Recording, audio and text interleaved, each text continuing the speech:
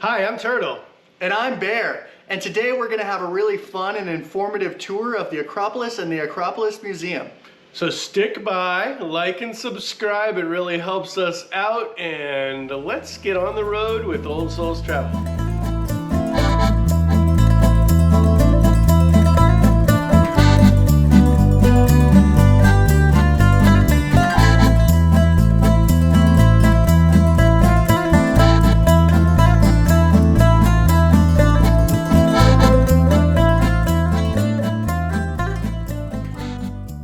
So gospel according to Turtle right here, the number one thing you want to do with the Acropolis is get there before the crowds get there. We told you in our 3 days in Athens last week that you have to be there by like 7:45 if you don't want to be really inundated with a bunch of people. Gives you time to buy your ticket unless you got it in advance. Yeah, the Acropolis opens at 8 a.m., so getting there about 15 minutes early ensures that you'll get a good seat. Otherwise, you could come a little bit later. They're open all the way till 5 o'clock every day, 8 a.m. to 5 p.m. It's 20 euros, but like I mentioned on the video beforehand, you can get the combined ticket, which is a much better deal.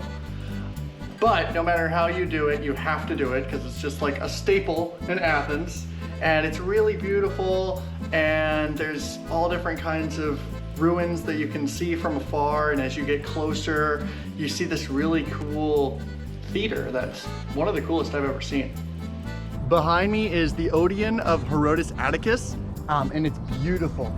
It's got a marble stage and a bunch of marble little seats, and at one point this could seat 6,000 people. People would come from all around to hear philosophical speeches, and this is just a really cool thing to see right next to the Acropolis. I think this would be an absolutely wonderful place to catch some live music, which I understand they do there. And after you spend a few minutes there staring down at this theater and imagining the symphony playing this beautiful thing, you take a quick back face and you get yourself up the hill before everybody gets there, and you're gonna see Athena Nike up on the top, and that's beautiful, although we'll talk about that at the end. And the gate's awesome. Stairs are awesome, and it's just an amazing view. Right, the gate or the Propylaea is really awesome. And honestly, you see the Parthenon, you see the other temples, and it's just kind of pushed into the background, but it really is really cool. And you can see the Doric temple style, which all the buildings have, up close, which is really unique. And I think it's definitely worth, if you don't have a whole bunch of crowds around you, it's definitely worth taking some time and looking around and marveling at the amazing construction, because you won't get as close of a look anywhere else. As you get through the gate, you're seeing the Parthenon, and this is iconic, and this is magical, and it's the whole statement piece that Pericles had for his whole entire city plan. It's incredible, and what I like most about the Parthenon is as you get closer, you'll notice that the columns, and it's almost like there's not any straight lines at all. Well, that's because there aren't any straight lines. They make the columns go a little bit out, like they're bulgy, kind of like me, and then they kind of have like a little bit of a dome to all of the straight lines like this. And what that was for was that most people would see it from a distance, and from a distance you wanted it to look straight. Right. It's kind of an optical illusion. The Parthenon is awesome to look at, but it also has a really cool history. This is the Parthenon, which was finished in 438 BC. The Persians had come in and sacked and destroyed the first temple, and so this is the new temple, which was finished in 438, and then they adorned it with all these great statues that used to run right along the top here, and that was finished in 432, and it was beautiful for a long while, but eventually almost all of those statues went to Britain, and I think they're still there in the British Museum. And over next to the Acropolis, there was this really cool like marble sign with this awesome engravings, and I know you really like that.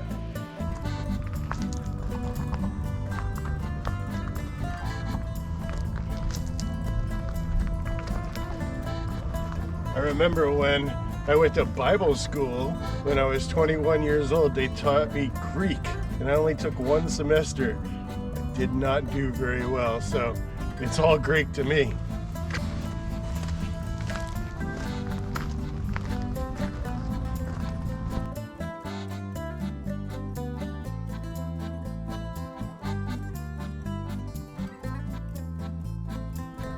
But actually what this is it's called an architrave, and it's a dedicatory sign essentially that tells everybody who made it and what it was for. And it does say somewhere in all of this that this was dedicated to Emperor Octavian Augustus just before the time of Jesus at about 20 to 27 BC. And since you've been hiking up to this point, and it was a nice little hike, you need to keep one thing in mind. Stay hydrated. There's even marble water fountains. So, drinking from the same fountain they did long ago. I'm sure. Especially the stainless steel. And it is safe to drink.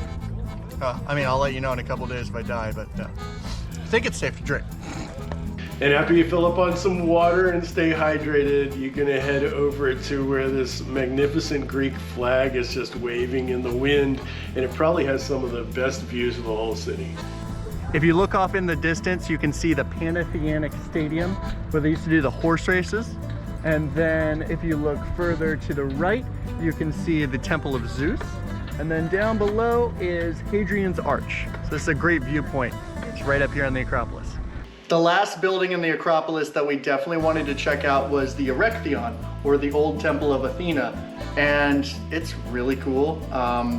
The Porch of the Caryatids was something you really liked? Right, the Caryatids are really amazing. It's these beautiful women that portray slaves, and it's one of the most iconic things. If it's not the Parthenon, all the other pictures that you find on the internet are almost always the Porch of the Caryatids, but it was much more than just a porch. Behind me is the old temple of Athena, which was built on top of another temple and on top of another temple. The oldest temple goes back to the 8th century BC, and then this one was built in the 5th century BC. And the Persians came in like less than 100 years later and actually destroyed it. So what you're seeing is something that's been reconstructed. There's a lot of reconstruction going on here, but they're doing a good job, and I look forward to 150 years from now when they might actually be done. At the old temple of Athena, there used to stand a big statue of Athena that they would come to the temple during the festival and they would give peplos, or offerings, to.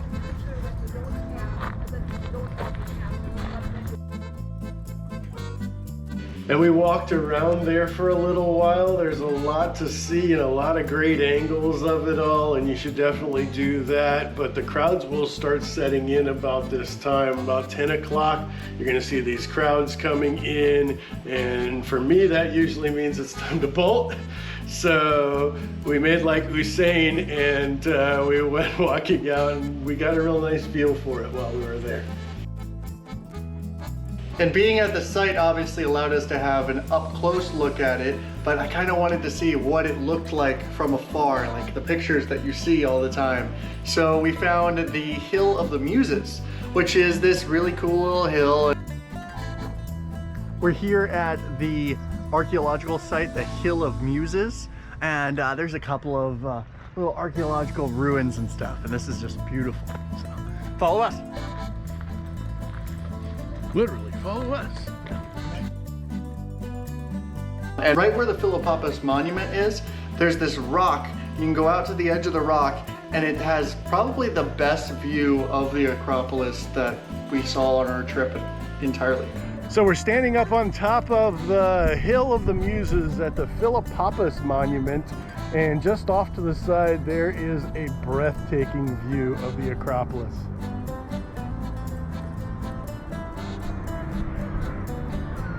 And it really wasn't that long of a hike. No, not too bad at all. Definitely do it. Do it. Yeah, it's definitely worth going to see. There are some really cool historical things there. There's some really cool mythological things that supposedly happen there, and you're gonna have to tune in next week to check those out. But I would say those were the best views that we had of the Acropolis the whole time.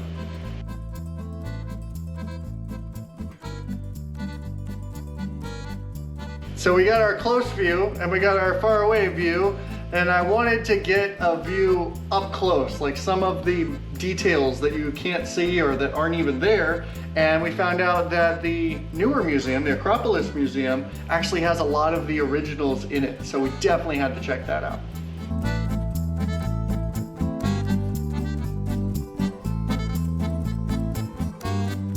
And so after you're done with all of that, go back, get a nice lunch at one of these cool street food places. And you may want to head over there. We didn't head over there during the day, and I learned to regret that, because you can actually tour all of the archaeological site underneath the museum if you're there during the day. Really? That's awesome. I like seeing it at night because, you know, it's all lit up and it's just like this glass floor, and you can see the well where people throw coins into it, and that was really cool. But I didn't even know you could tour it at all. I know. I wish we went in the daytime. We're gonna have to do that next time we go for sure. Yeah, and if you are going to do it on a Monday like we suggested, make sure you are there during the day, because they do close at 5 o'clock on Mondays. We got there on a Saturday night, which is when it's open its latest. First things first, let's go over some of the general information, because there are some rules and it's laid out in a special way.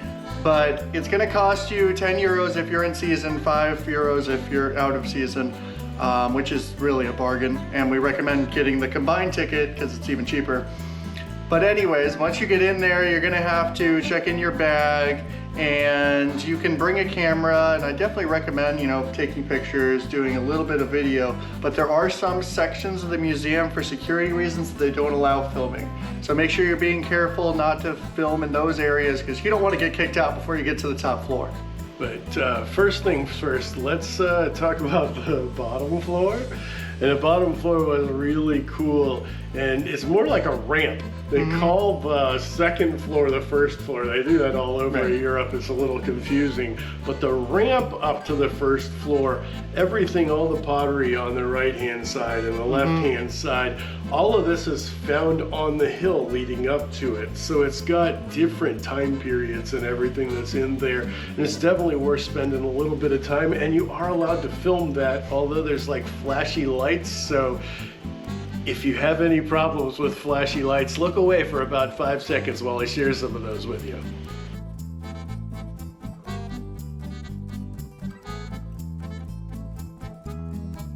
And once you go up the ramp to the first floor, you're gonna wanna cut to the right, and there's a lot of really cool stuff there that you are allowed to film. But once you go around the corner, that's the section you're not allowed to film. That's the archaic section, which is from 650 BC to like 480 BC.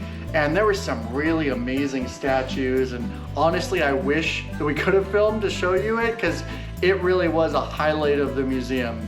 For some reason, they don't let you, and respect that.